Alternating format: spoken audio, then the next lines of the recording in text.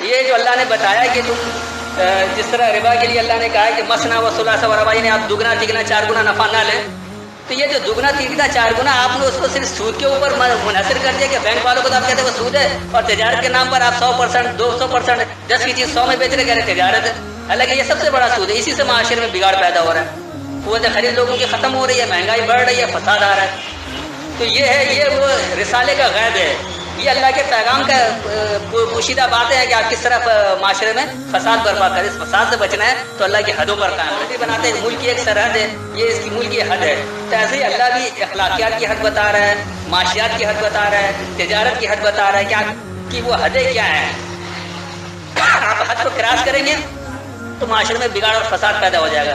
جس طرح لوگ تجارت میں بھائی کے نام پر بے انتہا یعنی منافع اس قدر زیادہ لیتے ہیں کہ وہ ربا بن جاتا ہے، لیکن مولویوں نے ربا، وہ بیچارے 2.5% سود والے کو تو ربا کہہ دیا، اور جو 100% کما رہا ہے تجارت، اس کو تجارت کر کے حلال کر۔ شیخ رحیم بھائی نے پوسٹ کیا ہے، اور اس سے ایسا ظاہر ہو رہا ہے کہ شاید یہ کہنا چاہ رہے ہیں کہ غیب یعنی پوشیدہ کو مانو۔ پوشیدہ کیا چیز ہے؟ کیا وہ آج بھی پوشیدہ ہے؟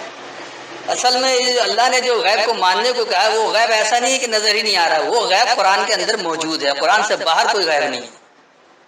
اسی لیے اللہ کہہ بھی رہا ہے کہ ذالک من انباء الغیب، یہ ہے وہ خبر غیب کی، اللہ نے قرآن میں بتا دیا ہے۔ قرآن سے کچھ بھی غائب نہیں ہے، ہماری نظروں سے غائب ہو سکتا ہے، اس کو اس معنوں میں آپ غائب لے لیجئے۔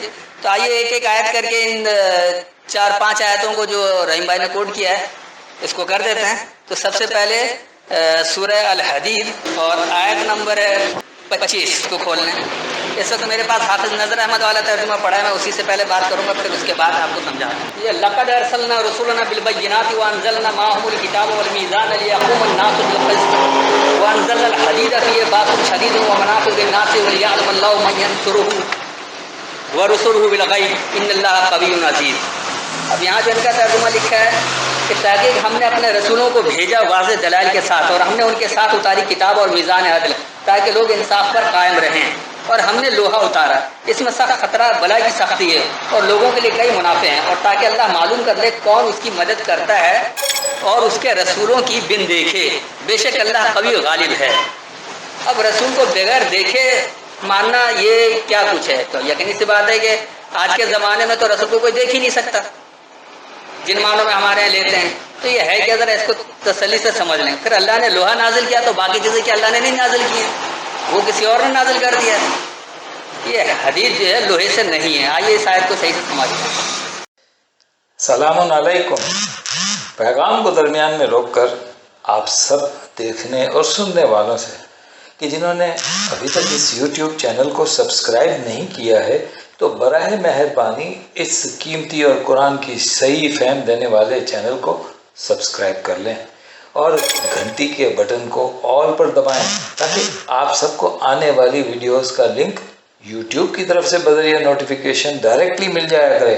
شکریہ۔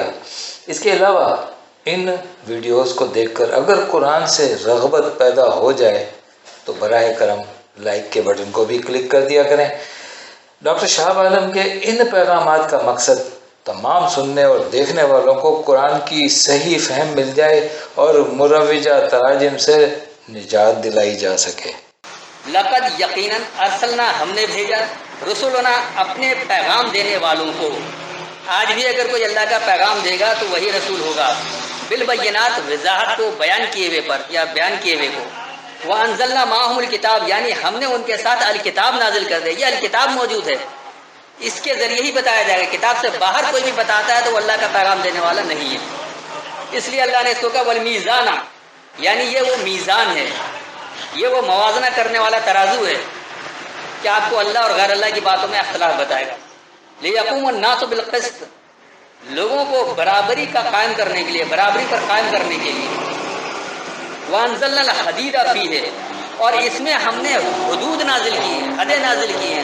یہ حد جو ہے جو اللہ حد دیتا ہے کہ آپ کی حد کیا ہے، جیسے آپ ایک باؤنڈری بناتے ہیں، ملک کی ایک سرحد ہے، یہ اس کی ملک کی حد ہے، تو ایسے ہی اللہ بھی اخلاقیات کی حد بتا رہا ہے، معاشیات کی حد بتا رہا ہے، تجارت کی حد بتا رہا ہے کہ آپ کی وہ حدیں کیا ہیں۔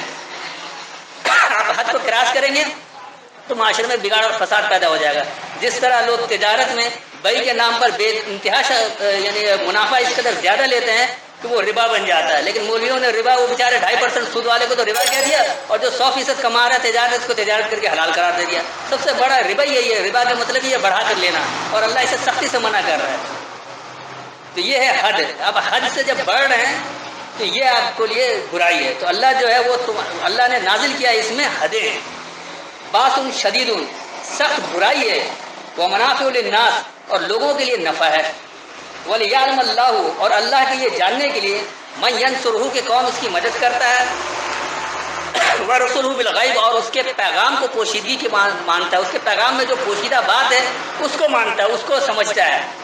یہ جو اللہ نے بتایا کہ تم جس طرح ربا کے لیے اللہ نے کہا ہے کہ مسنا و ثلاث و رباع، نے آپ دگنا تگنا 4 گنا نفع نہ لیں.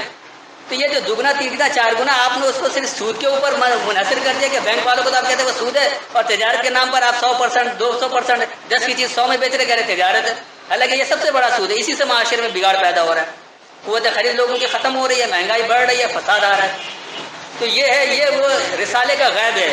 یہ اللہ کے پیغام کا پوشیدہ باتیں ہیں کہ آپ کس طرح معاشرے میں فساد برپا کریں. اس فساد سے بچنا ہے تو اللہ کی حدوں پر قائم رہے.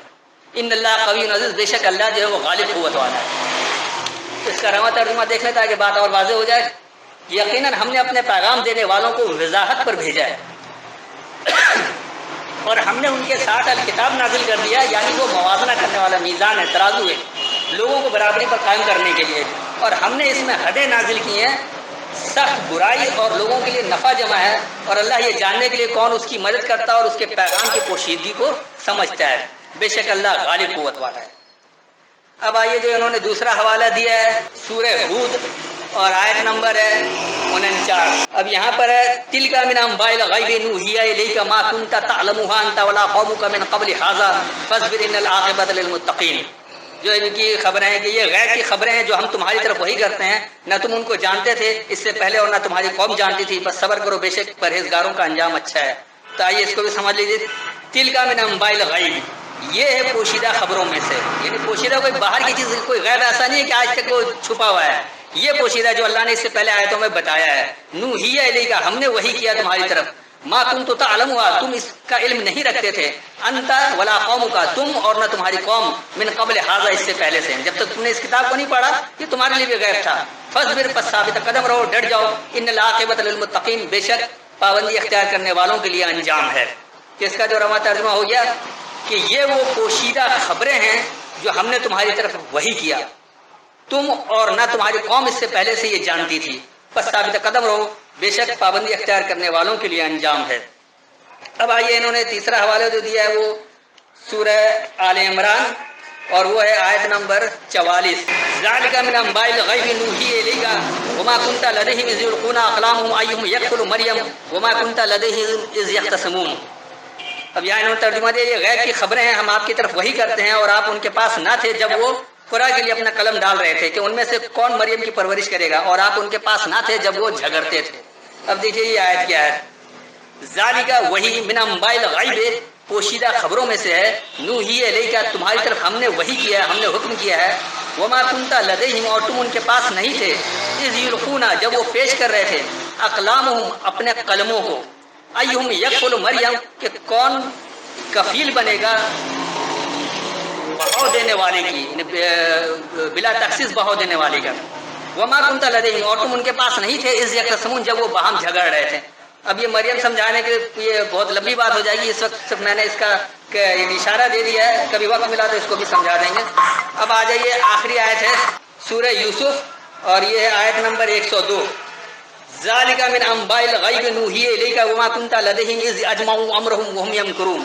اب جو ان کا ترجمہ لکھا ہے کہ یہ غیب کی خبروں میں سے ہے جو ہم تمہاری طرف وہی کرتے ہیں، اور تم ان کے پاس نہ تھے جب انہوں نے اپنا کام پختہ کیا اور وہ چال چل رہے تھے. ذالک، وہی، من انباء الغیب، پوشیدہ خبروں میں سے ہے. نوحی الیک، ہم نے تمہاری طرف وہی کیا، حکم کیا.